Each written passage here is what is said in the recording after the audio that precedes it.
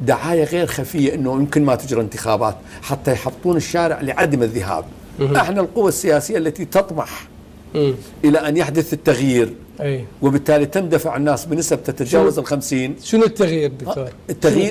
التغيير في الأوزان وفي التوجهات، وهذا التغيير في الأوزان وفي التوجهات سيصنع عملية سياسية جديدة. كل الكتل رئاسة الوزراء يا المكون الأكبر ويا المكون يعني حتى رئاسة الوزراء يعني حتى الدستور ضمنها هاي. لا الله يخليك، الدستور ما ضمنها. تنأخذ رئاسة الوزراء حتى إذا بقت رئاسة الوزراء عند إخواننا الشيعة لا يهم عندما يكون جو مفعم بعملية بناء الدولة وتجاوز بناء السلطة اللي احنا ظلينا ندور بحلقة مفرغة لم ننتج. الآن النقد المسلط على النظام السياسي يقول لك ما وفر كهرباء، ما وفر تأمين صحي، ما وفر عمل للناس. ولا بد أن يحصل تغيير. أولا محاسبة، لأنه احنا كلنا قارين أكو فساد، والفساد حصد أموال هائلة. مو أنا أقول، الكل يقولون تريليون وكسر.